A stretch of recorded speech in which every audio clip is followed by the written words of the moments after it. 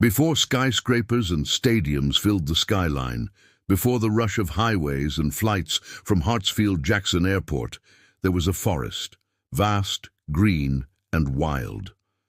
The land that would one day become Atlanta, Georgia was home to the Muskogee, Creek, and Cherokee peoples.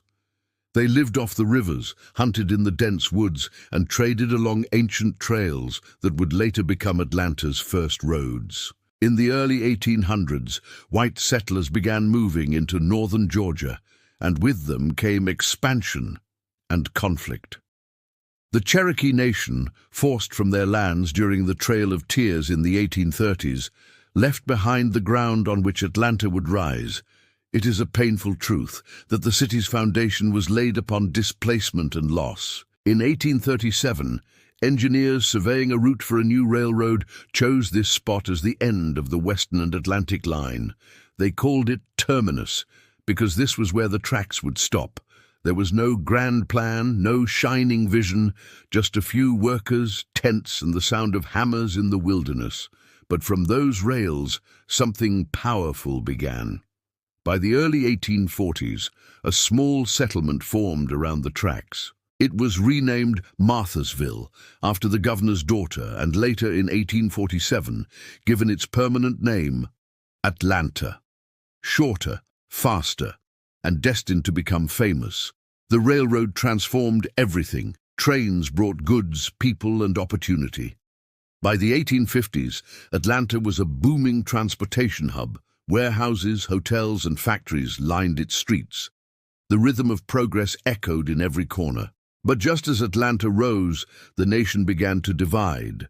The Civil War loomed. In 1861, Georgia seceded from the Union, and Atlanta became a vital Confederate supply center.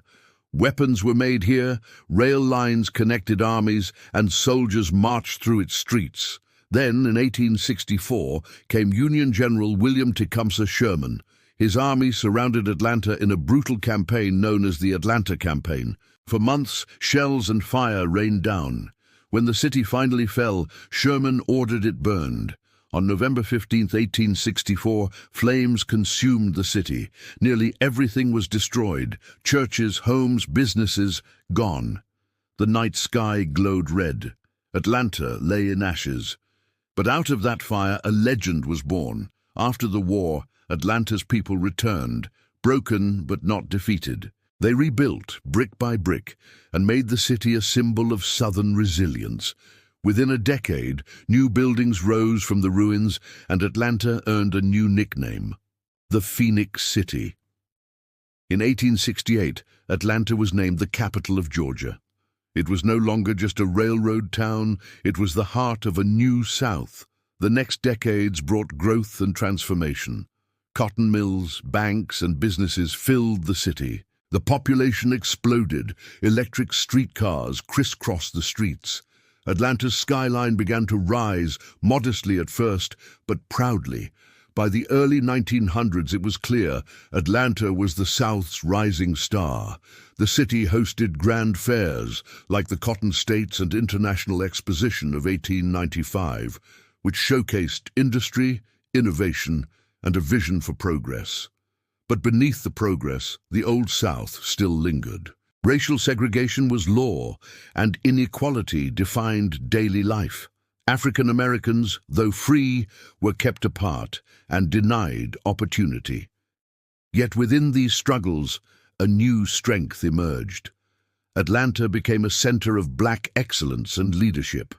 Schools like Atlanta University, Spelman College, and Morehouse College were founded, training generations of leaders who would one day change the nation. In 1906, racial tensions exploded into the Atlanta race riot, one of the darkest chapters in the city's history. But even then, Atlanta refused to give up its dream of progress. Through the 20th century, Atlanta grew relentlessly. Through wars, depression, and rebirth, skyscrapers began to pierce the skyline. The airfield that opened in 1926 as Candler Field would one day become Hartsfield-Jackson International Airport, now one of the busiest in the world. Then came a new kind of battle, not fought with guns, but with courage. In the 1950s and 1960s, Atlanta became the cradle of the civil rights movement. Here, in the neighborhoods of Sweet Auburn Avenue, a young minister named Martin Luther King Jr. rose to prominence, preaching justice and peace. From Atlanta, his message spread across the world. The city became a base for the Southern Christian Leadership Conference, and marches, sit-ins, and protests filled its streets. Atlanta proudly called itself the city too busy to hate. And though that slogan didn't erase its problems, it reflected a truth. Atlanta was different. It was a southern city that looked forward. By the 1970s, Atlanta was booming. Skyscrapers soared, the arts flourished, and the first black mayors of major southern cities, Maynard Jackson and later Andrew Young, came from here. They helped make Atlanta a model of diversity and economic power. In 1996, Atlanta stood on the world stage as it hosted the Summer Olympic Games. Millions watched as the city, once burned to ashes, now shone in lights. New parks, stadiums, and infrastructure transformed Atlanta forever. But the city's evolution didn't stop there.